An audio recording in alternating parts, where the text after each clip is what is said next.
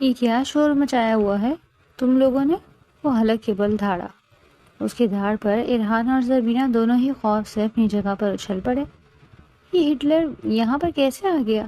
زربینہ نے چڑھتے ہوئے کہا۔ مجھے کیا پتا کون سا مجھے بتا کر آیا ہے، ارحان منہ بنا کر بولا۔ تمہیں تو پتا ہونا چاہیے، آخر تمہارا ہونے والا شوہر ہے۔ اگر میری سے شادی ہو گئی تو میں پہلی ہی رات چوہے مار گولی کھا کر ہمیشہ ہمیشہ کے لیے اس دنیا سے رخصت ہو جاؤں گی۔ میں کبھی بھی اس کی بیوی نہیں بنوں گی۔ ہاں، ہم بھی شکر ادا کریں گے کہ تم جیسی چڑیل سے ہماری جان چھوٹ گئی۔ وہ دونوں ایک دوسرے کے ساتھ بحث کرنے لگے تھے۔ اس وقت تک بازل خان بھی مضبوط قدم اٹھاتا ہوا ان کے قریب آ گیا۔ دونوں پر ایک ایک نظر ڈالتے ہوئے وہ حلق کے بل دھاڑا۔ ابھی اور اسی وقت میری نظروں کے سامنے سے اوجھل ہو جاؤ، ورنہ تم لوگوں کا وہ حشر کروں گا کہ دوبارہ کبھی بھی نظر اٹھا کر چلنے کے قابل نہیں رہو گے۔ آپ کتنے ظالم ہیں! آپ کو ہمارے وقت میں نہیں بلکہ ہٹلر کے زمانے میں پیدا ہونا چاہیے تھا۔ قسم سے وہاں پر آپ کی بڑی شاباش ہوتی۔ سرمینا صاحبہ کو تو اپنی زبان پر بالکل بھی لگام نہیں، اس لیے فٹ سے بولی۔ تمہارے مشورے کا بہت شکریہ، اور تمہیں پیدا ہی نہیں ہونا چاہیے تھا۔ اگر تم اس دنیا میں نہ آتی تو ہمیں اتنی تکلیف نہ اٹھانی پڑتی، اور نہ ہی تمہارے دماغ میں اس طرح کی گندی سوچ جنم لیتی۔ میرے دماغ کو گندا مت کہیے گا، میں نے کہا ہے میری نظروں کے سامنے سے اوجھل ہو جاؤ اور جا کر کتابیں اٹھاؤ۔ پہلی بار بھی بری طرح سے فیل ہو گئی تھی۔ تمہاری پرنسپل صاحبہ ہر بار مجھے بلا کر ذلیل کرتی ہے۔ اگر اس بار مجھے تم لوگوں کی وجہ سے شرمندہ ہونا پڑا تو میں تم لوگوں کو جان سے مار دوں گا۔ ہر بار یہ دھمکی دیتے ہیں۔ کون سا پہلی بار ہے؟ ارحان نے اپنا سر جھٹکتے ہوئے کہا۔ اگلے لمحے وہ اس کو کانوں سے پکڑ کر کھینچتے ہوئے باہر لے کر چلا گیا۔ ہائے میرے اللہ، میں مر گیا۔ میرے کان، بھائی کیا کر رہے ہیں آپ؟ میں کانوں کے بغیر بالکل بھی پیارا نہیں لگوں گا۔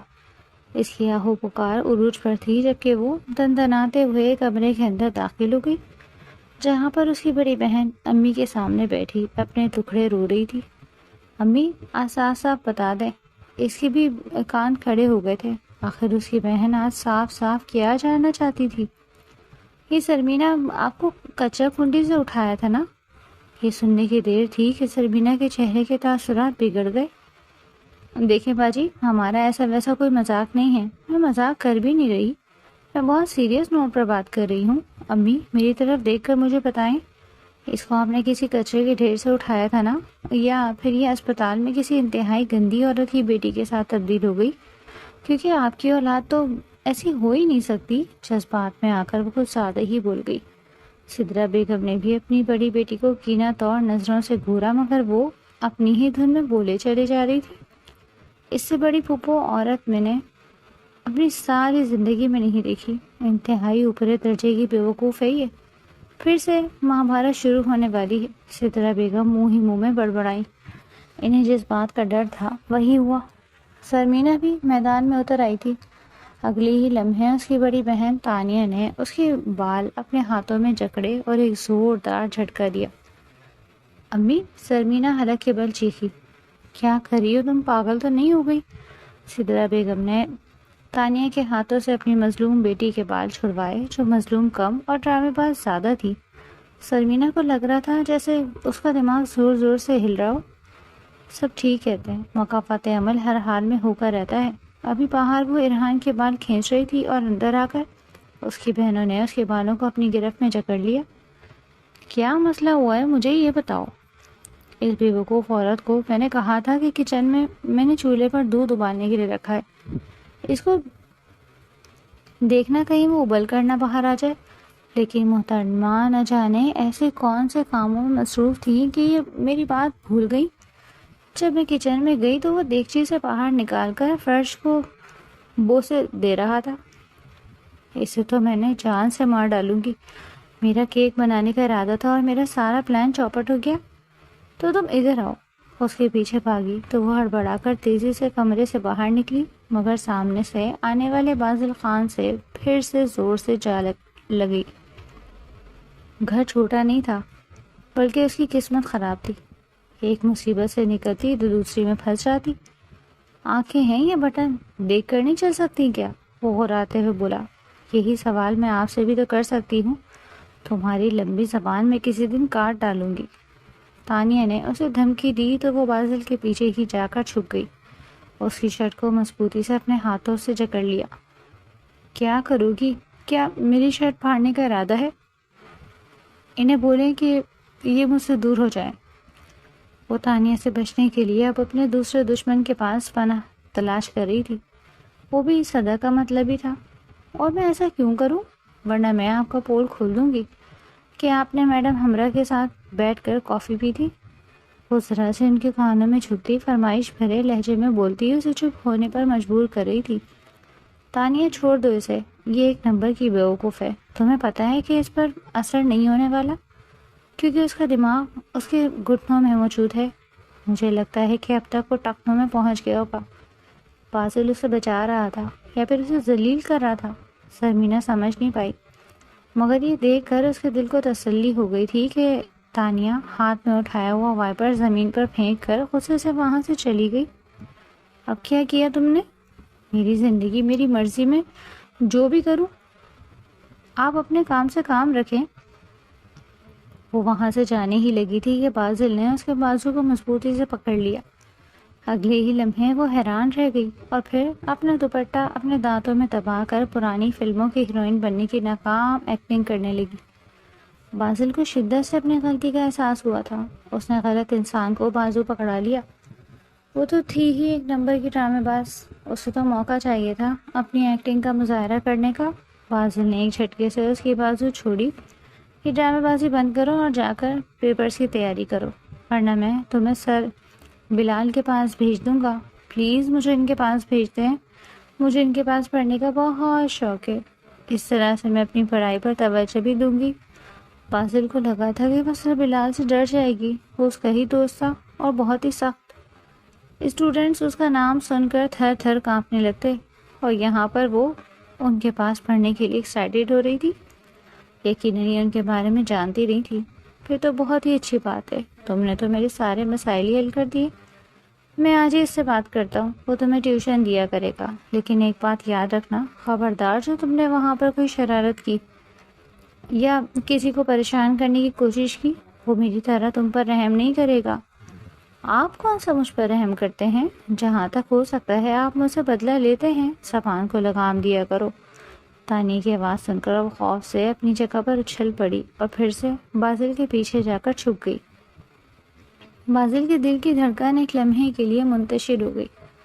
کیا بیوقوفوں والی حرکتیں کرتی ہو تم؟ کوئی چھوٹی بچی نہیں ہو. 19 سال کی ہو چکی ہو لیکن ابھی تک FSC میں ہی بیٹھی ہو. پھر سے تانیہ کی بات گونجی. جب میں اس کی عمر میں تھی تب میرا 3rd سیمسٹر تھا. کیا اکھاڑ لیا تم نے؟ تم نے ڈگری لے کر گھر میں ہی بیٹھی ہو. نہ ڈھنگ کا کوئی رشتہ آ رہا ہے نہ ہی تم یہاں سے جا رہی ہو. عذاب بن کر بس ہمارے سر پر نازل ہو گئی ہو. میں تمہاری جان لے لوں گی. میں تمہارا خون پی جاؤں گی. بدتمیز لڑکی. وہ مارنے کے لیے اس کی طرف بھاگی تو زمینہ اپنے کمرے میں جا کر زور سے اندر سے دروازے بند کر چکی تھی اور وہاں پر کھڑے ہو کر گہرے گہرے سانس لے رہی تھی. یا میرے اللہ، میری چڑچڑی بہن کی جلدی سے شادی ہو جائے ورنہ اس نے مجھے بھری جوانی میں گنجا کر دینا ہے. حیرت کا دوسرا جھٹکا اسے اس وقت لگا تھا جب اس نے بیڈ پر ارحان کو ٹیک لگا لیٹے ہوئے دیکھا. تم یہاں پر کیا کر رہے ہو کمینے انسان؟ ارے میری پیاری بہن، تم اتنا غصہ کیوں کرتی ہو؟ تم غصے میں بہت کیوٹ لگتی ہو لیکن میں نہیں چاہتا کہ غصہ کر کے تمہارا خون جلے اور تمہارا رنگ کالا ہو جائے. وہ اس وقت بہت ہی میٹھے انداز میں بات کر رہا تھا. سرمینا کو شدت سے کچھ غلط ہونے کا احساس ہوا. مجھے بتاؤ کہ کیا کام ہے؟ ارے تم تو مجھے بہت بہت اچھے سے جانتی ہو. ہاں مجھے پتا ہے تم سے بڑا کمینہ اس پوری دنیا میں نہیں اور نہ ہی پیدا ہو سکتا ہے. بس اب زیادہ فری ہونے کی ضرورت نہیں ہے. میں تم سے نوٹس مانگنے کے لیے آیا تھا. مجھے شام کی ٹیسٹ کی تیاری کرنی ہے. کون سا ٹیسٹ؟ اسے اپنے کانوں پر ایک لمحے کے لیے یقین ہی نہیں آیا. وہی ٹیسٹ جو ہم اپنے جلاد بھائی، میرا ہٹلر بھائی فاضل خان کو دینے والے ہیں. تم نے تو کہا تھا کہ تم نے اپنی تیاری مکمل کر لی اور تم نے نوٹس کے لیے مجھ سے ایڈوانس میں 5000 بھی لیے تھے. کیا تم نے مجھے بیوقوف بنایا تھا؟ ہائے میرے اللہ، میں لٹ گیا، میں برباد ہو گیا۔ گاؤں کی عورتوں کی طرح وہ اپنا سینہ پیٹنے لگا۔ وہ آگے بڑھی اور اس کے منہ پر ہاتھ رکھ کر اسے خاموش کروانے کا ناکام کوشش کی۔ تم میرے 5,000 کھا گئی ہو؟ کون سا پہلی بار ہوا ہے؟ اس کے منہ سے پھسلا۔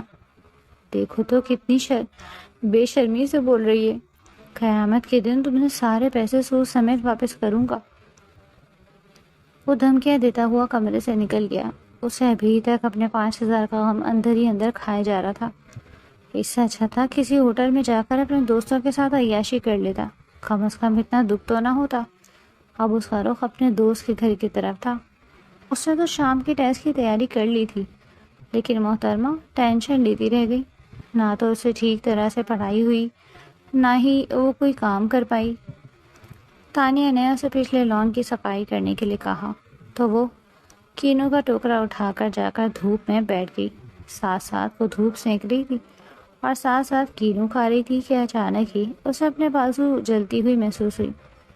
یہ دھوپ اتنی تیز کیسے ہو گئی؟ اس نے تو میرے بازو ہی جلا دی۔ آنکھیں کھولو تو پھر کھلی ہی رہ گئی۔ تانیہ نے اس کے بازو پر زور سے تھپڑ مارا اور اب اس کا ارادہ زمینہ کے منہ کو لال کرنے کا تھا۔ اس نے صفائی کرنے کے بجائے وہاں پر کینو کے چھلکے کا گند پھیلا دیا۔ باقی کی کسر بازل صاحب کے پالتو کتے نے پوری کر دی، جو اس گند پر لوٹ پوٹ ہو رہا تھا اور اسے گھسیٹتا ہوا لان کے کونے کونے میں جا رہا تھا۔ اچھا ہوتا جس دن تم پیدا ہوئی ہوتی، اسی دن ہی سانس بند ہونے کی وجہ سے مر جاتی، یا پھر تمہیں کوئی کتا اٹھا کر لے جاتا۔ تانیہ حلق کے بل چیخی۔ وہ وہاں سے بھاگنے ہی لگی تھی کہ تانیہ نے اس کو شرٹ سے پکڑ کر پیچھے کی طرف کھینچا۔ وہ زور سے زمین پر گر گئی۔ دیکھو میری پیاری بہن، اس طرح سے غصے سے معاملات حل نہیں ہوتے۔ میں تو تمہاری چھوٹی بہن ہوں نا، اس بات کا تو غم ہے مجھے کہ تم میری بہن ہو۔ دیکھو، لڑائی معاف کرو اور اللہ کا گھر صاف کرو۔ بچپن بھی تو ہم ایسے ہی کرتے تھے۔ اس نے چھوٹے بچوں کی طرح اپنے دونوں ہاتھ جوڑ کر اسے صلح کرنے کی کوشش کی۔ آج اس کی شامت پکی تھی۔ تانیہ ہمیشہ ہی اپنے ہاتھ میں وائپر اٹھائے رکھتی۔ ان کی عمروں میں 5 سال کا فرق تھا، اسی وجہ سے اس کا روب بھی بہت زیادہ تھا، اور وہ غصے میں اپنے تایا جان پر گئی تھی۔ گھر میں صرف 2 ہی لوگ تایا جان تھے، ایسے تھے، ایک بازل خان اور دوسرا تانیہ خان، ورنہ باقی تو شرارتی تھے۔ اس وقت اس کے باقی کزنز کشمیری شادی پر گئے ہوئے تھے، ان کے پیپرز تھے، اسی وجہ سے بازل نے ان کو نہیں بھیجا، اور تانیہ کو تو ویسے بھی اس طرح کے جھنجھٹوں میں پڑنے کا کوئی بھی شوق نہیں تھا۔ وہ اپنی ایک چھوٹی سی دنیا میں ہی مگن رہتی، جو کچن کی شروع ہو کر کچن میں ہی ختم ہو جاتی۔ مگر مسئلہ یہ تھا کہ وہ چاہتی تھی اس کی اس چھوٹی سی دنیا میں پوری حویلی سما جائے، یعنی حویلی کی ہر لڑکی کو وہ سیدھا اور کام کاج میں طاق بنانا چاہتی تھی۔ اتنی فکر تو ان کی ماں کو نہیں تھی جتنی ہماری تانیہ صاحبہ کو تھی۔ اس سے پہلے کہ سرمینہ کی بڑی بہن اس پر حملہ کرتی، تانیہ جان کی آواز سن کر وہ دونوں ہی چونک پڑی۔ سرمینہ فوراً ان کی طرف بھاگی اور ان کے ساتھ جا کر کھڑی ہو گئی۔ جو اکھاڑنا ہے میرا اکھاڑ لو۔ تایا جان 2 قدم آگے کی طرف کھڑے ہوئے تو وہ پھر سے ان کے پہلو میں جا کر کھڑی ہو گئی۔ میں کہتی ہوں جو بگاڑ سکتی ہو میرا بگاڑ لو، اگر اتنی ہمت ہے تو مجھے ٹچ کر کے دکھاؤ، کیا ہو رہا ہے یہاں پر؟ اس کو للکارتا ہوا دیکھ تایا جان نے ناگواری سے اس سے دریافت کیا، یہ میری جان کے دشمن، میری خون کی پیاسی، میری سگی بہن، اگر کل کو مجھے کچھ ہوتا ہے تو سب سے پہلے اس کو جیل میں لے کر جائیے گا، کیونکہ مجھے لگتا ہے کہ میری سانس ٹینشن لینے کی وجہ سے کسی دن بند ہو جائے گی۔ قسم سے اس طرح سے میرے سر پر آ کر کھڑی ہو گئی تھی جیسے جلاد پھانسی دینے کے لیے بیچارے گنہگار کے پاس آتا ہے۔ تایا جان، اس نے لان کی کیا حالت بنا دی؟ میں نے اتنی محنت سے صفائی کی تھی۔ تانیہ تھوڑی سی نرم پڑ گئی، اس کا غصہ بہت تیز تھا، مگر اب وہ بڑوں کے سامنے تو بدتمیزی کا مظاہرہ کرنے سے رہی۔ بڑی مشکل سے وہ خود پر کنٹرول کر رہی تھی، دل ہی دل میں سرمینہ کو ڈھیروں گالیوں سے نواز رہی تھی۔ تو اس کام کے لیے ملازمہ موجود ہے، میں نے اس کو نکال دیا ہے، وہ ٹھیک طرح سے کام نہیں کرتی، اور میں چاہتی ہوں کہ حویلی کی لڑکیاں کام کریں، آخر کوئی یہ کل کو اپنے گھر سے بھی جائیں گی۔ جان اس کو چھوٹے کام کر کے اس کا دماغ ہی فارغ ہو گیا۔ آپ 2 دن نوکرانی کو تلاش کریں. بری بات وہ تمہاری بڑی بہن ہے. بڑی بہن سے بدتمیزی نہیں کرتے.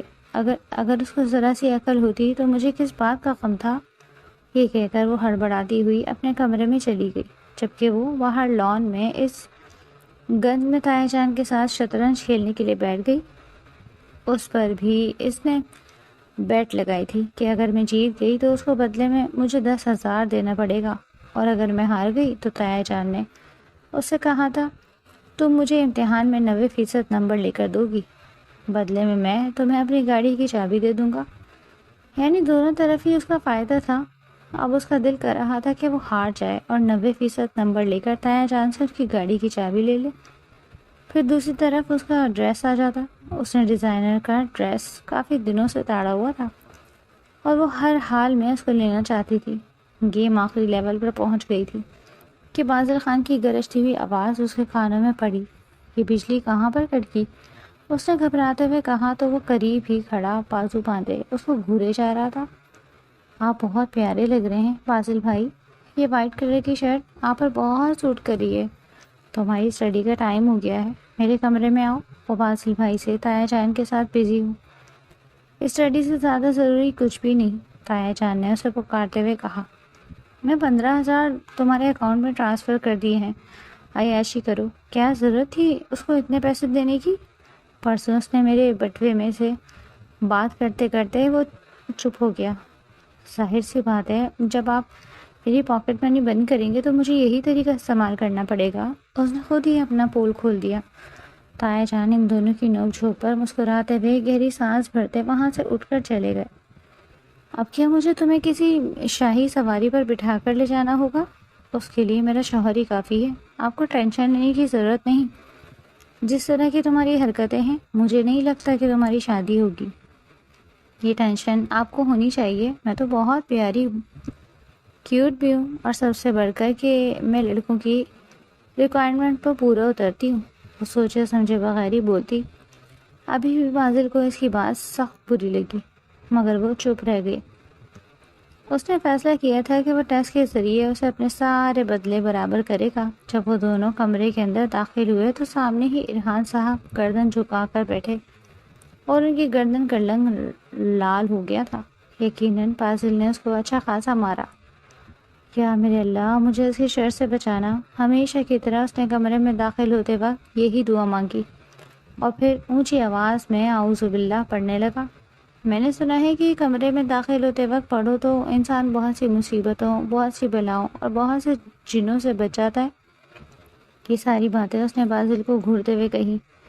وہ چھوٹی تھی اور سب کی لاڈلی بھی، اسی وجہ سے وہ اسے ڈانٹ نہیں سکتا تھا، ورنہ اس کے بس میں ہوتا تو وہ اس کو چند ہی دنوں میں سیدھا کر دیتا. تمہیں کیا ہوا؟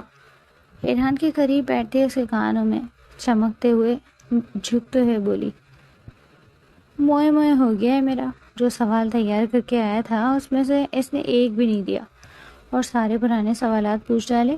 قسم سے پچھلے گھنٹے سے اس کے ہاتھ پیٹ رہا ہوں. اب تمہاری باری ہے. اگر اس نے تمہیں میری طرح نہیں مارا نا، تمہیں سزا نہیں دی تو میں کورٹ میں چلے جاؤں گا. تم کتنے مطلبی، کتنے بے شرم اور کتنے بے حیا ہو. کیا تمہیں ذرا بھی غیرت نہیں آئے گی جب تم اپنی بہن جیسی کزن کو پٹتا ہوا دیکھو گے؟ او توبہ، مجھے معاف کرو. تم جیسی بہن نہ کبھی بھی نہیں. یہ میرے ہاتھ دیکھو. مجھے لگتا ہے کہ یہاں پر میں بھی موجود ہوں. او ہاں، آپ بولیں، آپ نے کیا کہنا تھا؟ وہ یوں اس کی طرف متوجہ ہوئی جیسے وہ بہت ہی اہم گفتگو روک کر اسے بولنے کی اجازت دے رہی ہو.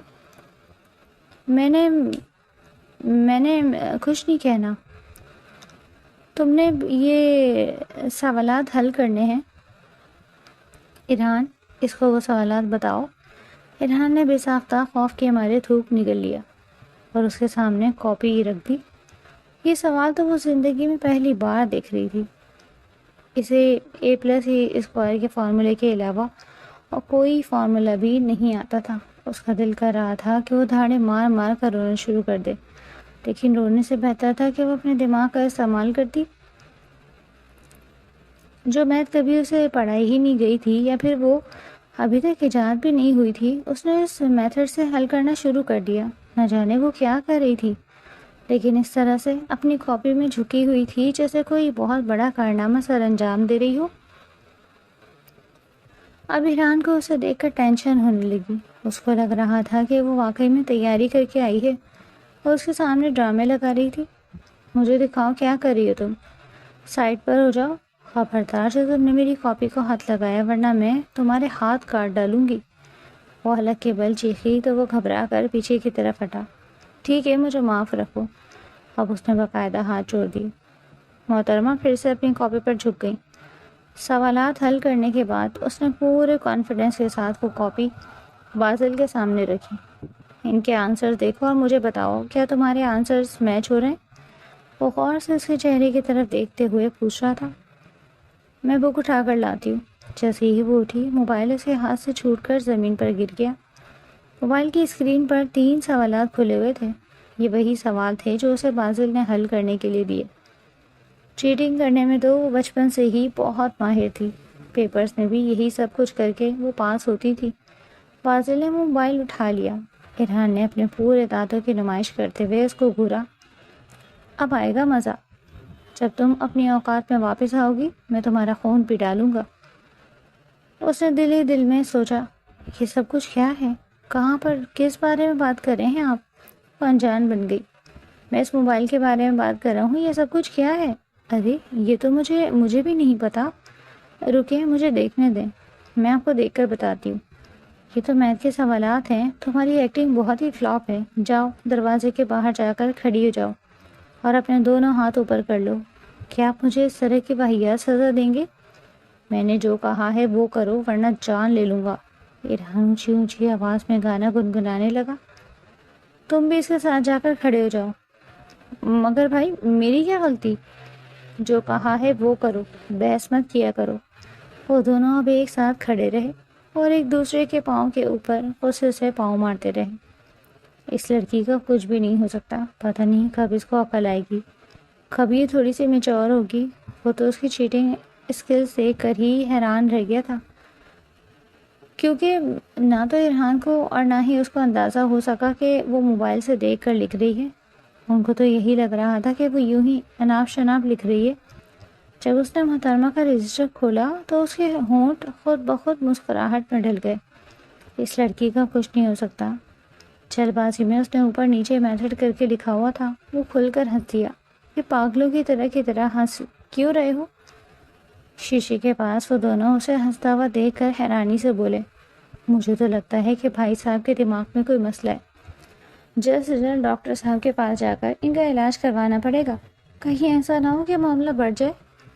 4 گھنٹوں تک وہ لوگ ایک ہی پوزیشن میں کھڑے رہے اور پھر اس کے بعد وہ انہیں تایا جان کی عدالت میں لے گیا، جہاں پر تایا جان امریکہ کا رول ادا کر رہے تھے اور وہ دونوں چین کی طرح خاموشی سے اس کے لگائے ہوئے ٹیرف کے رسک دیکھ رہے تھے۔ یا میرے اللہ، یعنی اب ہم باہر بھی نہیں جا سکتے؟ میرا تو دم ہی گھٹ جائے گا۔ 2 منٹ کے لیے کمرے کے اندر بیٹھتی ہوں تو میرا دل ہولنے لگتا ہے۔ مجھے تو بہت خوشی ہو رہی ہے۔ چلو اس طرح تم گھر پر ٹک کر تو بیٹھو گی، ہر روز ہی محلے سے تمہاری شکایت آ رہی ہوتی ہے، تانیہ نے اسے مسکراتے ہوئے کہا تو وہ اس کو گھور کرے گئی۔ اگلے دن ان کی کزنس کی واپسی ممکن ہو گئی تھی۔ ان کے آتے ہی وہ کشف کے گلے لگ گئی اور پھوٹ پھوٹ کر رونے لگی۔ ارے کیا ہو گیا پگلی، اتنی جذباتی کیوں ہو گئی ہو؟ میں نے تجھے یاد کیا، تیرے پیچھے میری فیلڈنگ ہمیشہ ہی سیٹ رہتی تھی، جب بھی کوئی کام کرتی تھی الٹا ہو جاتا، اکیلی ذلیل ہوتی۔ چل اب تیرے ساتھ مل کر ذلیل ہوں گی تو زیادہ غم بھی نہیں ہوگا۔ یہ سن کر کشف نے اسے مکہ مارا۔ ایک تو تم لوگ مجھے مارتے بہت زیادہ ہو۔ وہ اپنے بازو کو ملتے ہوئے بولتی بہت بیچاری لگ رہی تھی۔ اس کے کزن واپس آ گئے۔ گھر کے بڑے بھی لاؤنج میں جمع تھے جب دادی جان نے ایک اور اعلان کیا، ماشاءاللہ سے ہمارے بیٹے بازل نے بزنس میں اپنا نام بنا لیا ہے اور اب اس کا شمار شہر کے جانے مانے بزنس مین میں ہوتا ہے۔ سب کزنس نے تالیاں بجائیں۔ بازل نے انہیں غور سے غصے سے گھورا تو انہوں نے فوراً ہی ہاتھ اپنی گود میں گرا دیے، سوائے ایک لڑکی کے جو زور و شور سے تالیاں بجائی جا رہی تھی، اور وہ زمینہ صاحبہ تھی۔ کشف نے اس کو ٹھوکا مارا تو وہ ہوش کی دنیا میں آئی اور فوراً سے سیدھی ہو کر بیٹھ گئی۔ تو میں چاہتی ہوں کہ آپ اپنے بیٹے بازل کی شادی کر دیں۔ بازل، تمہارا اس معاملے میں کیا خیال ہے؟ یہ سن کر وہ سنجیدگی سے ان کے چہرے کو دیکھنے لگا۔ میں نے اپنی شادی کا معاملہ آپ کے ذمہ کیا ہوا ہے، آپ کو جو بہتر لگتا ہے دادی جان آپ کریں۔ ماشاء اللہ کتنے شریف ہیں ہمارے بازل بھائی۔ سرمینا نے ایک بار پھر سے اونچی آواز میں نعرہ لگایا۔ کزنس پھر سے شروع ہو گئے تھے۔ بازل بھائی کی جے ہو۔ تم سب لوگوں کی پاکٹ منی بند۔ اگلے 3 دنوں تک تم لوگوں کو ایک پھوٹی کوڑی بھی نہیں ملے گی۔ اس کے بعد سنتے اب ہر طرف ہی موج جیسے خاموشی پھیلی ہوئی تھی۔ بازل آرام سے صوفے پر ٹیک لگا کر بیٹھا ہوا تھا اور سرمینا صاحبہ کے ہلتے ہوئے لبوں کو دیکھ رہا تھا۔ وہ گارنٹی سے یہ بات کر سکتا تھا کہ وہ اسے گالیاں دے رہی ہے، لیکن اونچی آواز میں گالیاں دینے کی ہمت نہیں رکھتی تھی۔ اسی وجہ سے وہ بھی سکون میں تھا۔ میں نے تمہارے لیے رشتہ ڈھونڈ لیا ہے، بلکہ یہاں پر میں 2-3 بچوں کے رشتے ڈھونڈ چکی ہوں۔ خانوں کی حویلی کی یہی ایک بات تھی جسے پورے نوجوان نسل کو خوف محسوس ہوتا۔ اپنی تانیہ کا رشتہ میں نے تمہاری پھپھو کے بیٹے کیپٹن صفدر کے ساتھ طے کر دیا۔ ماشاءاللہ بہت ہی اچھا اور نیک بچہ ہے۔ یہ سن کر زمینہ نے اونچی آواز میں شکر کا کلمہ پڑھا۔ تانیہ بھی دل ہی دل میں خوش ہو گئی تھی کیونکہ وہ اسے سنجیدہ مزاج کیپٹن پسند تھا۔ کشف کا رشتہ میں نے ایران کے ساتھ طے کیا ہے۔ یہ سن کر ان دونوں کے دانت باہر آ گئے کیونکہ وہ دونوں بھی ایک دوسرے کے ساتھ بہت زیادہ اٹیچ تھے اور بچپن سے ہی ایک دوسرے کو دل ہی دل میں پسند کرتے تھے۔ کبھی بھی کھل کر اظہار نہیں کیا تھا، لیکن یہ اظہار تھرڈ پارٹی یعنی دادی جان کی طرف سے ہو گیا۔ اور جہاں تک میرے بیٹے بازل کا سوال ہے تو اس کا رشتہ میں نے زرمینہ کے ساتھ طے کر دیا۔ بازل جو کہ آرام سے ٹیک لگا کر بیٹھا ہوا تھا وہ ہڑبڑا کر اپنی جگہ پر اٹھ کھڑا ہوا۔ سرمینا یہ صدمہ برداشت نہیں کر پائی تھی اور کشف کی گود میں ہی گر کر بے ہوش ہو گئی۔ وہ اس کے گالوں کو زور زور سے تھپ تھپانے لگے۔ دادی جان یہ تو بے ہوش ہو گئی ہے، ڈرامہ کر رہی ہوگی، یہ بہت بڑے ڈرامے باز ہے۔ نہیں دادی میں سچ کہہ رہی ہوں، یہ واقعی میں بے ہوش ہو گئی ہے۔ اور محترمہ زرمینہ یہ سب کچھ برداشت نہ کر سکنے کی وجہ سے حقیقت میں ہی اپنے ہوش و آواز سے بیگانہ ہو گئی۔ سب کزنس اس کا مذاق بنا رہے تھے مگر وہ فی الحال کسی کو بھی جواب دینے کی پوزیشن میں نہیں تھی۔ بازل نے انتہائی بیچارگی سے اپنی دادی جان کو دیکھا۔ وہ پھر بعد میں ان کے کمرے میں بھی گیا۔ اس نے بہت واویلا مچایا اور اپنی ماں سے بھی لڑا، مگر کوئی بھی اس کی بات سننے کے لیے تیار نہیں تھا۔ صرف تم ہی ہو جو اس کو سنبھال سکتے ہو، میں اس کو غیروں کے حوالے نہیں کر سکتی اور خاندان میں بھی کوئی اس کے جوڑ کا نہیں۔ میں میچور ہوں تو اس کا یہ مطلب تو نہیں کہ آپ ایک چھوٹی سی بچی میرے حوالے کر دیں۔ میں نے اپنی زندگی میں ایک میچور عورت لانی ہے جو میری بیوی بن کر رہے گی، میں نے ایک بچہ اڈاپٹ نہیں کرنا۔ وہ جھنجھلاتے ہوئے بولتا ہے، اس وقت بہت بے بس دکھائی دے رہا تھا۔ دادی جان نے اسے پاس بٹھایا اور اسے سمجھانے لگی، مگر وہ ساری باتیں اس کے سر کے اوپر سے گزر رہی تھی۔ اسے کچھ بھی سمجھ نہیں آ رہا تھا۔ وہ لڑکی اور اس کی بیوی کے روپ میں یہ سوچ کر ہی اس کا دم گھٹنے لگا۔ خاندان میں ایک بار پھر سے 3 شادیاں آنے والی تھی۔ ارحان اور کشف کا صرف نکاح تھا کیونکہ وہ دونوں ہی کم عمر تھے اور چھوٹے تھے اور ابھی دونوں ہی پڑھ رہے تھے۔ تانیہ اور زرمینہ کی شادی ایک ساتھ ہی کی جانے کا فیصلہ کیا گیا تھا۔ سدرا بیگم تو تانیہ کے حوالے سے کوئی بھی پریشان نہیں تھی۔ وہ جانتی تھی کہ وہ سب کچھ ہینڈل کر لے گی۔ اصل پریشانی تو انہیں زرمینہ کی تھی۔ جب وہ اس کے کمرے میں گئیں تو وہ منہ بنا کر بیڈ پر لیٹی ہوئی تھی۔ آج مجھے واقعی میں یقین آ گیا کہ آپ نے مجھے کچرا کنڈی سے اٹھایا تھا، یہ کہہ کر وہ اپنا چہرہ دونوں ہاتھوں میں چھپا کر پھٹ پھٹ کر رونے لگی۔ ارے میری بچی کیا ہو گیا؟ اس طرح سے کیوں رو رہی ہو؟ ایک تو آپ نے میری زندگی جھنجھٹ بنا دی ہے، میری زندگی سے ساری خوشیاں غائب کر دی، اور اوپر سے مجھ سے پوچھ رہی ہے کہ میں رو کیوں رہی ہوں۔ میں اس لیے رو رہی ہوں کہ اس جلاد سے میری شادی ہو رہی ہے، میں مر جاؤں گی مگر اس سے نکاح نہیں کروں گی۔ بہت ہی اچھا انسان ہے، آپ لوگوں کے لیے اچھا ہوگا، میرے لیے وہ کسی موت کے فرشتے کے برابر ہے۔ روز میں موت کے فرشتے کو اپنے سامنے دیکھوں گی، مجھ سے یہ نہیں ہو سکتا۔ بس بہت ہو گیا، فضول کی باتیں مت کرو۔ بازل بھی اس رشتے پر بہت خوش ہے، اس کے اعتراض کا کوئی فائدہ نہیں ہوتا۔ ان دونوں کے نکاح کا دن آ گیا تھا اور رخصتی بھی ہو گئی۔ وہ رخصت ہو کر دلہا میاں کے کمرے میں پہنچ گئی تھی۔ جب وہ دلہن بنی تھی تو اس کے احساسات اور جذبات کافی حد تک چینج ہو گئے تھے، اور اس کی امی نے بھی اسے بہت سی باتیں سمجھائی تھی جن کو اچھی بیٹیوں کی طرح اس نے اپنے پلو سے باندھا، اور اپنے شوہر کے سامنے بھی تو نئی نویلی دلہن کی ایکٹنگ کرنی تھی۔ یہ الگ بات تھی کہ شرم سے اس کا دور دور تک کوئی تعلق نہیں تھا، مگر پھر بھی تھوڑا بہت تو ڈرامہ کرنا ہی تھا، ورنہ وہ اسے بے شرم سمجھ لیتا۔ جب عادل خان کمرے کے اندر داخل ہوا تو اس نے اپنے ہاتھوں میں ڈھیروں کتابیں اٹھا رکھی تھیں۔ اس کا گھونگھٹ چہرے پر گرا ہوا تھا، جس کی وجہ سے وہ ان کتابوں کو نہیں دیکھ پائی۔ وہ قدموں کی چاپ سن کر ہی خود میں سمٹ کر بیٹھ گئی۔ اب میں ان کو کیا کہہ کر پکارا کروں گی؟ فاضل جی، نہیں، یہ بہت زیادہ آکورڈ لگے گا۔ خیر، مجھے تو ان کو بلانے کی ضرورت ہی نہیں، جب بھی بلاؤں گی تو آگے سے ڈانٹ ہی ملے گی، میں ان کو منہ ہی نہیں لگاؤں گی۔ وہ اس وقت اپنے شوہر کے کمرے میں بیٹھی اس کے بارے میں اس طرح کے خیالات سوچ رہی تھی۔ اگر اس کی امی سے خیالات جاننے میں کامیاب ہو جاتی تو اس کو کہیں کا نہ چھوڑتی۔ فاضل نے زور سے کتابیں بیڈ پر رکھی تو اس نے گھونگھٹ اٹھا کر گھبراتے ہوئے کہا، ہائے میرے اللہ، یہ کیا ہو گیا؟ اپنے سامنے ڈھیر کتابیں دیکھ کر وہ پھیکی سی ہنسی۔ کیا آپ آج رات بیٹھ کر پڑھیں گے؟ میں نے سنا ہے کہ آپ کمپٹیٹیو ایگزام کی تیاری کر رہے ہیں۔ کیا یہ انہی کی کتابیں ہیں؟ وہ ایک ایک کر کے کتاب چیک کرنے لگی، مگر ساری کتابیں اس کے کورس کی تھیں۔ نہیں، یہ تو تمہاری کتابیں ہیں اور میں تمہیں پڑھانے کے لیے لایا ہوں۔ کیا مطلب ہے آپ کا؟ میں تو نئی نویلی دلہن ہوں۔ وہ کمر پر ہاتھ رکھ کر میدان میں لڑنے کے لیے اتر آئی، مگر پھر کچھ یاد آنے پر اس نے اپنا گھونگھٹ ہلکا سا آگے ڈالا اور دوپٹہ دانتوں میں دباتے ہوئے شرماتے ہوئے بولی، آپ کو تو میری تعریف کرنی چاہیے اور میری منہ دکھائی مجھے دینی چاہیے۔ 1000 بار دیکھے ہوئے منہ کی منہ دکھائی نہیں ہوتی۔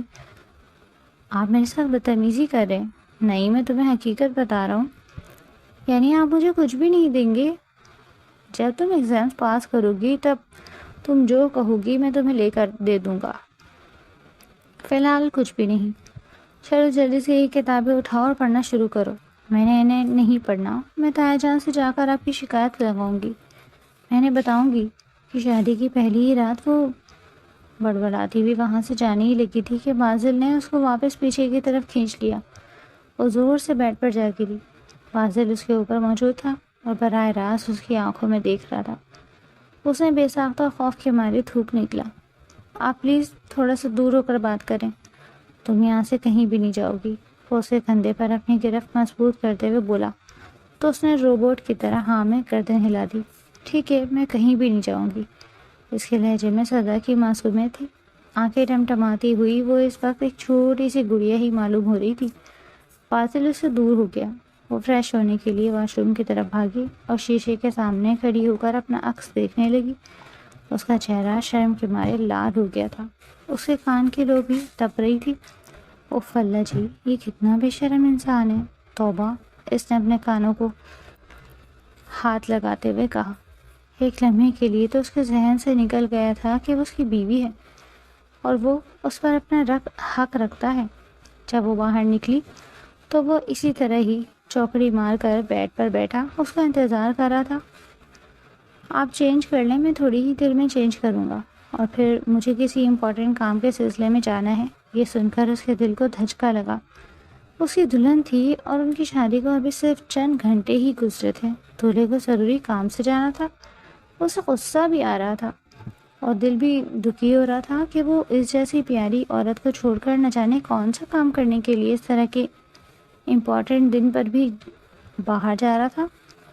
اگر آپ اس شادی کے لیے راضی نہیں تھے تو آپ نے شادی کیوں کی؟ آپ انکار کر دیتے۔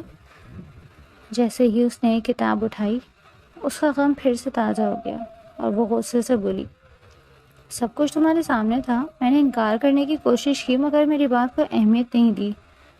آپ مجھ سے اتنی نفرت کیوں کرتے ہیں؟ میں تم سے نفرت نہیں کرتا، میں بس تمہیں ناپسند کرتا۔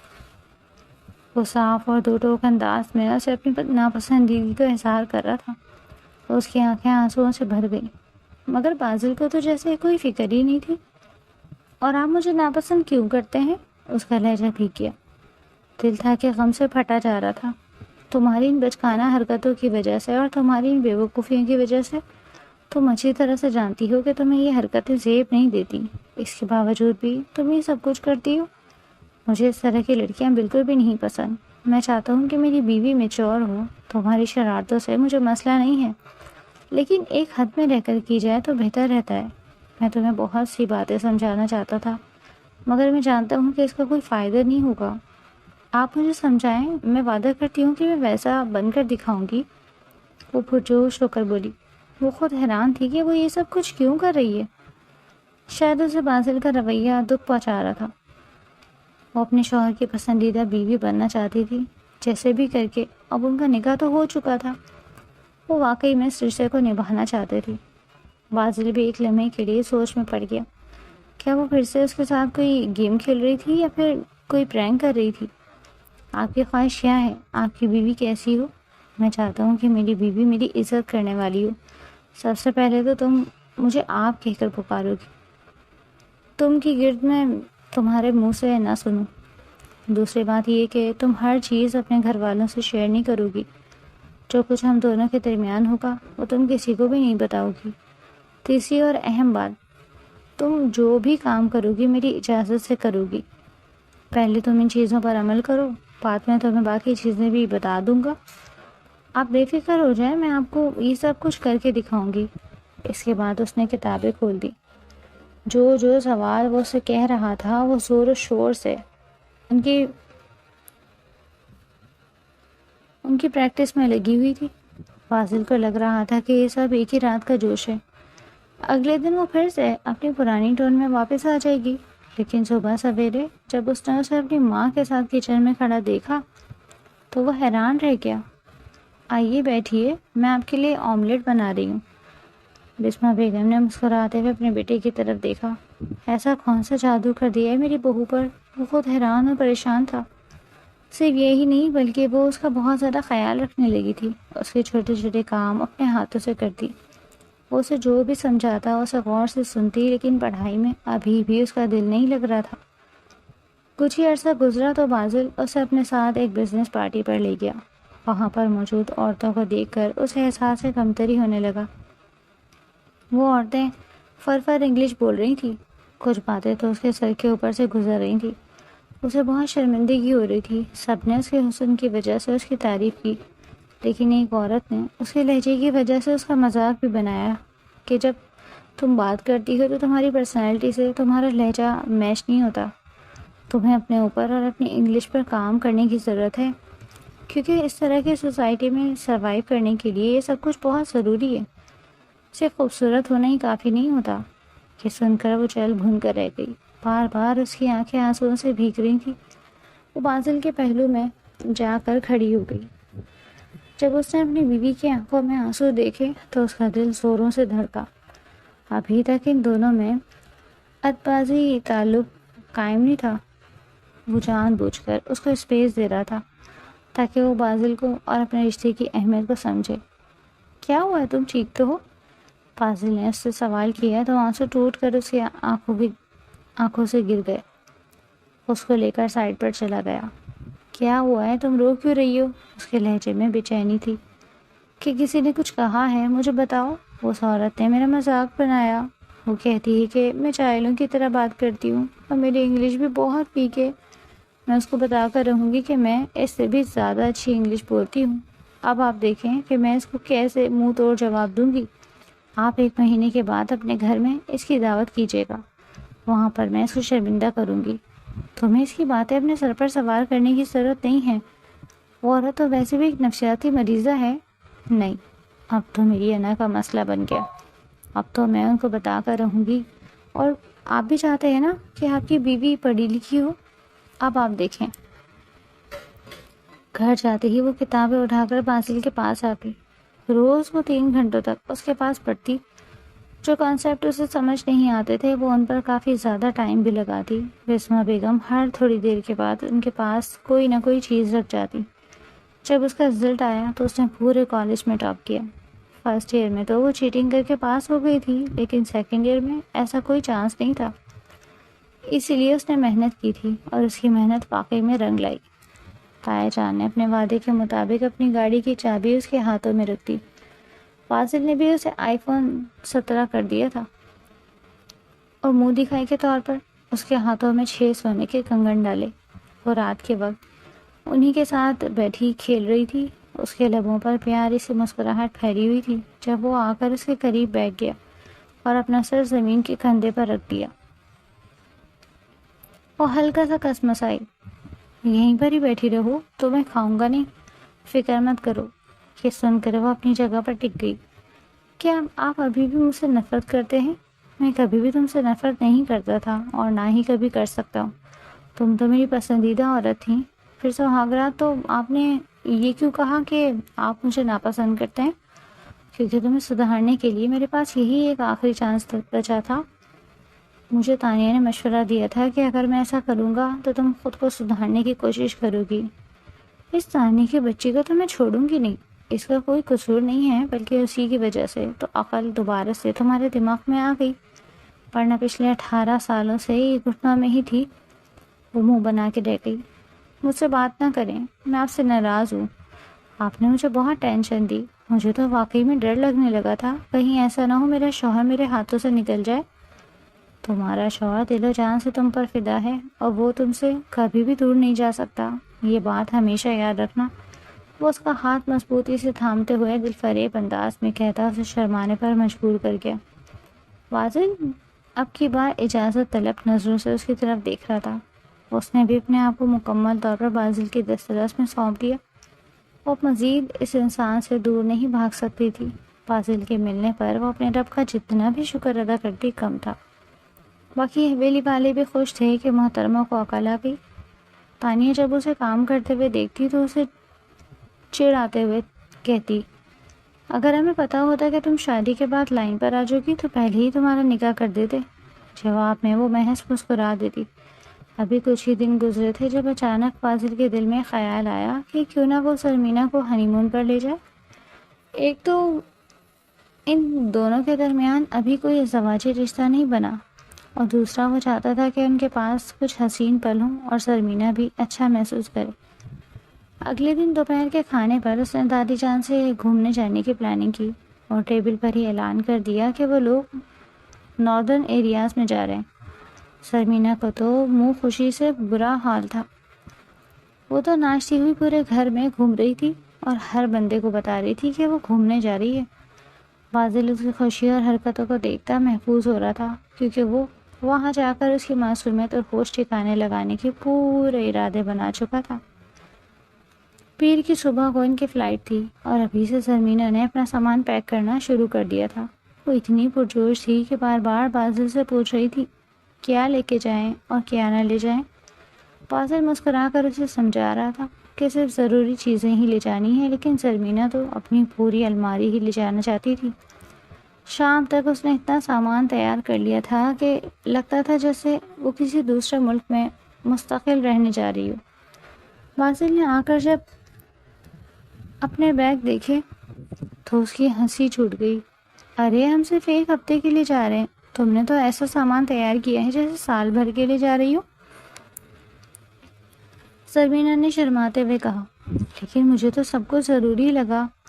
فاضل نے اس کے سر پر پیار سے ہاتھ پھیرا اور کہا، چلو ٹھیک ہے، جو دل چاہے لے جاؤ، لیکن یاد رکھنا کہ یہ سب اٹھانا بھی تمہیں ہی ہے۔ سرمینہ نے فوراً کہا، نہیں آپ اٹھائیں گے، آپ میرے شوہر ہیں۔ فاضل نے ہنستے ہوئے کہا، اچھا تو اب میں تمہارا مال بردار بن گیا ہوں؟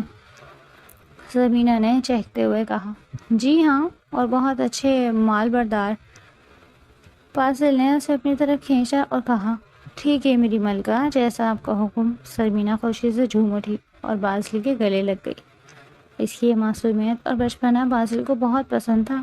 رات کو کھانے کے بعد دادی جان نے ان دونوں کو بلایا اور تاکید کی کہ خیال رکھنا اور جہاں بھی جاؤ ساتھ رہنا۔ فاضل نے احترام سے کہا، جی دادی جان، آپ بالکل فکر نہ کریں، میں سرمینہ کا پورا خیال رکھوں گا۔ دادی جان نے سرمینہ کی طرف دیکھا اور کہا، بیٹا تم بھی اپنا اور فاضل کا خیال رکھنا، اور ہاں زیادہ شرارتیں مت کرنا۔ سرمینہ نے شرماتے ہوئے کہا، جی دادی جان، میں بہت اچھی رہوں گی۔ دادی جان مسکرائیں اور بولی، اللہ تم دونوں کو خوش رکھے۔ صبح سویرے 4 بجے ان کی فلائٹ تھی، اس لیے رات کو جلدی سو گئے۔ لیکن زرمینہ کو نیند کہاں آنی تھی، وہ بار بار کروٹیں بدل رہی تھی۔ فاضل نے اسے اپنے قریب کیا اور کہا، سو جاؤ ورنہ صبح اٹھنا مشکل ہو جائے گا۔ زرمینہ نے آنکھیں بند کرتے ہوئے کہا، مجھے نیند نہیں آ رہی، میں بہت خوش ہوں۔ فاضل نے اس کے ماتھے پر بوسہ دیا اور کہا، میں جانتا ہوں، لیکن اب سو جاؤ۔ زرمینہ نے اس کے سینے سے لگ کر آنکھیں بند کر لی اور کچھ دیر میں سو گئی۔ صبح جب الارم بجا تو فاضل نے اٹھ کر زرمینہ کو جگایا، لیکن وہ سونے کا بہانہ کرنے لگی۔ فاضل نے ہنستے ہوئے کہا، ابھی تو نیند نہیں آ رہی اور اب سو رہی ہو؟ زرمینہ نے آنکھیں کھولے بغیر کہا، ابھی نہیں اٹھنا، 5 منٹ اور سونا ہے۔ فاضل نے اسے ہلایا اور کہا، اٹھو بھی، ہماری فلائٹ ہے۔ زرمینہ ناک بھویں چڑھاتے ہوئے اٹھ گئی اور بڑبڑاتے ہوئے واش روم چلی گئی۔ 1 گھنٹے میں وہ دونوں تیار ہو کر نیچے آئے۔ تایا جان اور دادی جان ان کا انتظار کر رہے تھے۔ دادی جان نے ان دونوں پر دم کیا اور کہا، خوش ہو بچوں۔ تایا جان نے فاضل کو گلے لگایا اور کہا، سنبھال کر جانا بیٹا۔ فاضل نے کہا، جی تایا جان، آپ فکر نہ کریں۔ ایئرپورٹ پہنچ کر انہوں نے چیک ان کیا اور فلائٹ میں بیٹھ گئے۔ زرمینہ ونڈو سیٹ پر بیٹھی تھی اور باہر دیکھ رہی تھی۔ جب طیارہ اڑا تو اس نے فاضل کا ہاتھ مضبوطی سے پکڑ لیا۔ فاضل نے اس کا ہاتھ تھپتھپایا اور کہا، ڈرو نہیں، میں ہوں نا۔ زرمینہ نے سر ہلایا لیکن اس کی پکڑ ڈھیلی نہیں ہوئی۔ جب طیارہ بادلوں میں داخل ہوا تو زرمینہ کی آنکھیں حیرت سے چمک اٹھیں۔ واہ، کتنا خوبصورت ہے، دیکھیں فاضل جی، کتنے پیارے بادل ہیں۔ فاضل مسکرا کر اس کی خوشی دیکھ رہا تھا۔ اسلام آباد پہنچ کر انہوں نے ایک گاڑی کرائے پر لی اور سفر شروع کیا۔ راستے میں زرمینہ مسلسل باتیں کیے جا رہی تھی، دیکھیں نا کتنے اونچے پہاڑ ہیں، اور یہ دیکھیں کتنا صاف پانی بہہ رہا ہے۔ فاضل جی ذرا گاڑی روکے، میں تصویر بناؤں گی۔ فاضل ہر بات پر ہنس رہا تھا، اس کی ہر خواہش پوری کر رہا تھا۔ دوپہر تک وہ مری پہنچ گئے تھے۔ ہوٹل میں چیک ان کر کے جب وہ اپنے کمرے میں گئے تو زرمینہ خوشی سے چیخ پڑی، یہ دیکھیں کتنا خوبصورت نظارہ ہے، فاضل جی آئیں۔ فاضل اس کے پاس آیا اور بالکنی سے باہر دیکھنے لگا۔ واقعی نظارہ بہت خوبصورت تھا، چاروں طرف سبزہ ہی سبزہ اور دور پہاڑوں پر برف جمی ہوئی تھی۔ زرمینہ نے فوراً اپنا فون نکالا اور تصویریں بنانا شروع کر دیں۔ فاضل نے کہا، پہلے آرام کر لو پھر باہر چلیں گے۔ لیکن زرمینہ کو کہاں آرام کرنا تھا، وہ تو ابھی باہر نکلنا چاہتی تھی۔ فاضل کو اس کی ضد کے آگے ہار ماننی پڑی۔ شام کو وہ دونوں مال روڈ پر ٹہل رہے تھے۔ زرمینہ ہر چیز دیکھ کر حیران ہو رہی تھی۔ فاضل جی یہ دیکھیں کتنی پیاری پیاری چیزیں ہیں، مجھے یہ شال چاہیے اور یہ ٹوپی بھی۔ فاضل نے ہنستے ہوئے کہا، جو چاہیے لے لو۔ زرمینہ نے خوشی سے اچھال لگائی اور دکانوں میں گھومنے لگی۔ فاضل پیچھے پیچھے چل رہا تھا اور اس کی خوشی دیکھ کر خود بھی خوش ہو رہا تھا۔ رات کو کھانے کے بعد جب وہ ہوٹل واپس آئے تو زرمینہ تھک کر چور ہو چکی تھی۔ فاضل نے اسے بستر پر لٹایا اور کہا، آرام کرو، بہت تھک گئی ہو۔ زرمینہ نے آنکھیں بند کرتے ہوئے کہا، آج کا دن بہت اچھا تھا، شکریہ۔ فاضل نے اس کے ماتھے پر بوسہ دیا اور کہا، ابھی تو بہت کچھ باقی ہے۔ اگلے دن وہ نتھیا گلی گئے۔ وہاں کی ٹھنڈی ہوا اور خوبصورت نظارے دیکھ کر زرمینہ کا دل باغ باغ ہو گیا۔ فاضل جی میں نے کبھی سوچا نہیں تھا کہ دنیا اتنی خوبصورت ہے، شکریہ کہ آپ مجھے یہاں لے آئے۔ فاضل نے اسے اپنے قریب کیا اور کہا، تمہاری خوشی میری خوشی ہے۔ زرمینہ نے شرماتے ہوئے اس کے سینے سے لگ گئی اور کہا، میں آپ سے بہت محبت کرتی ہوں۔ فاضل کا دل بھر آیا، یہ وہ الفاظ تھے جو وہ کب سے سننا چاہتا تھا۔ اس نے زرمینہ کو اپنی باہوں میں بھر لیا اور کہا، اور میں تم سے بہت زیادہ محبت کرتا ہوں۔ اگلے دن وہ دونوں سوات کی طرف روانہ ہوئے۔ وادی سوات کی خوبصورتی دیکھ کر زرمینہ کی حیرت کی کوئی انتہا نہ رہی۔ فاضل جی یہ تو جنت ہے، اتنی خوبصورت جگہ میں نے کبھی نہیں دیکھی۔ فاضل مسکرایا اور کہا، ابھی اور بھی خوبصورت جگہیں دیکھنی باقی ہیں۔ وہ دونوں کالام گئے۔ وہاں کی وادیاں اور جھیلیں دیکھ کر زرمینہ کا دل خوشیوں سے بھر گیا۔ فاضل نے اس کے لیے ہر جگہ تصویریں بنائیں۔ وہ دونوں برفانی چوٹیوں کے قریب گئے اور برف سے کھیلے۔ زرمینہ نے فاضل پر برف کے گولے پھینکے اور وہ بھی اس کے پیچھے بھاگا۔ دونوں بچوں کی طرح کھیل رہے تھے اور ہنس رہے تھے۔ شام کو جب وہ واپس ہوٹل آئے تو دونوں بہت تھکے ہوئے تھے لیکن خوش بھی تھے۔ رات کو کھانے کے بعد وہ بیلکنی میں بیٹھے آسمان کے تارے دیکھ رہے تھے۔ سرمینا بازل کے کندھے پر سر رکھی ہوئی تھی۔ بازل جی، آج کا دن بھی بہت خوبصورت تھا، میں نے اپنی زندگی میں اتنی خوشی کبھی محسوس نہیں کی۔ بازل نے اس کا ہاتھ تھاما اور کہا، یہ تو ابھی شروعات ہے، ہم آگے بھی ایسے ہی خوبصورت لمحات گزاریں گے۔ سرمینا نے اس کی طرف دیکھا اور آنکھوں میں آنسو بھر آئے۔ کیا ہوا، تم رو کیوں رہی ہو؟ بازل نے پریشان ہو کر پوچھا۔ سرمینا نے مسکراتے ہوئے کہا، یہ خوشی کے آنسو ہیں، میں بہت شکر گزار ہوں اللہ کی کہ اس نے مجھے آپ جیسا شوہر دیا۔ بازل نے اسے اپنے قریب کیا اور کہا، اور میں شکر گزار ہوں کہ مجھے تم جیسی بیوی ملی۔ اگلے دن وہ دونوں ہنزا کی طرف روانہ ہوئے۔ راستہ لمبا تھا لیکن نظارے اتنے خوبصورت تھے کہ تھکان کا احساس ہی نہیں ہوا۔ جب وہ ہنزا ویلی میں داخل ہوئے تو سرمینا کی خوشی کی کوئی حد نہ رہی۔ بازل جی، یہ تو واقعی جنت نظیر ہے، اتنی خوبصورتی کہیں اور نہیں ہو سکتی۔ بازل نے کہا، ہاں یہ واقعی بہت خوبصورت ہے۔ وہ دونوں عطا آباد جھیل گئے۔ جھیل کا فیروزی پانی دیکھ کر سرمینا حیران رہ گئی۔ بازل جی، کیا ہم یہاں بوٹنگ کریں گے؟ بازل نے ہنستے ہوئے کہا، ضرور کریں گے۔ انہوں نے بوٹ کرائے پر لی اور جھیل میں چلے گئے۔ سرمینا پانی میں ہاتھ ڈال کر کھیل رہی تھی۔ بازل جی، پانی کتنا ٹھنڈا ہے اور دیکھے نا کتنا صاف۔ بازل مسکرا کر اس کی معصومیت دیکھ رہا تھا۔ شام کو وہ دونوں ایگلز نیسٹ ہوٹل گئے۔ وہاں سے پوری وادی کا نظارہ بہت خوبصورت تھا۔ سرمینا نے بہت ساری تصویریں بنائیں اور بازل کے ساتھ بھی کئی تصویریں کھنچوائیں۔ رات کو جب وہ اپنے کمرے میں واپس آئے تو سرمینا بہت تھکی ہوئی تھی۔ بازل نے اسے بستر پر لٹایا اور کہا، آرام کرو، کل ہمیں واپس جانا ہے۔ سرمینا نے اداسی سے کہا، واپس؟ اتنی جلدی؟ ابھی تو بہت مزہ آ رہا تھا۔ بازل نے ہنستے ہوئے کہا، پریشان نہ ہو، ہم پھر آئیں گے۔ سرمینا نے خوش ہو کر کہا، واقعی؟ بازل نے کہا، ہاں وعدہ ہے۔ سرمینا مسکرائی اور آنکھیں بند کر کے سو گئی۔ اگلے دن صبح وہ دونوں واپسی کی تیاری کرنے لگے۔ سرمینا اداس تھی لیکن یادوں سے بھری ہوئی۔ انہوں نے آخری بار وادی کا نظارہ کیا اور پھر واپسی کا سفر شروع کیا۔ راستے میں سرمینا خاموش تھی۔ بازل نے پوچھا، کیا ہوا، خاموش کیوں ہو؟ سرمینا نے کہا، بس یہ خوبصورت جگہیں چھوڑنے کا دل نہیں کر رہا۔ بازل نے اس کا ہاتھ تھاما اور کہا، یہ جگہیں تو یہی رہ گئیں، ہم پھر آئیں گے لیکن اب گھر بھی جانا ہے، ہمارا سب انتظار کر رہے ہوں گے۔ سرمینا نے سر ہلایا اور مسکرا دی۔ شام تک وہ اسلام آباد پہنچ گئے اور اگلی صبح کی فلائٹ سے واپس گھر آ گئے۔ جب وہ گھر پہنچے تو سب نے ان کا استقبال کیا۔ سرمینا نے سب کو تحائف دیا اور اپنے سفر کی کہانیاں سنائیں۔ دادی جان نے خوش ہو کر کہا، ماشاء اللہ، بہت مزہ آیا ہوگا۔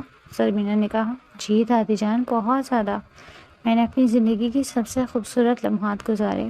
بازل کا شکریہ۔ دادی جان نے بازل کی طرف دیکھا اور مسکرائیں۔ بازل نے بھی احترام سے سر جھکایا۔ رات کو جب وہ دونوں اپنے کمرے میں تھے تو سرمینا نے کہا، بازل جی شکریہ، آپ نے مجھے بہت خوش کیا۔ بازل نے اسے اپنے قریب کیا اور کہا، یہ تو میرا فرض تھا، اور تمہاری خوشی میری خوشی۔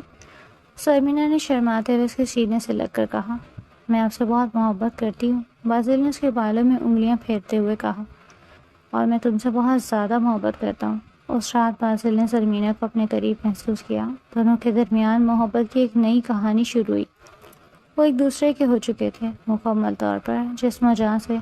سرمینا نے خود کو مکمل طور پر بازل کے حوالے کر دیا اور بازل نے اسے اپنی زندگی کا سب سے قیمتی خزانہ سمجھتے ہوئے سنبھالا۔ ان کا ہنی مون نہ صرف خوبصورت جگہوں کی سیر تھی بلکہ ایک دوسرے کو سمجھنے اور قریب آنے کا ذریعہ بھی تھا۔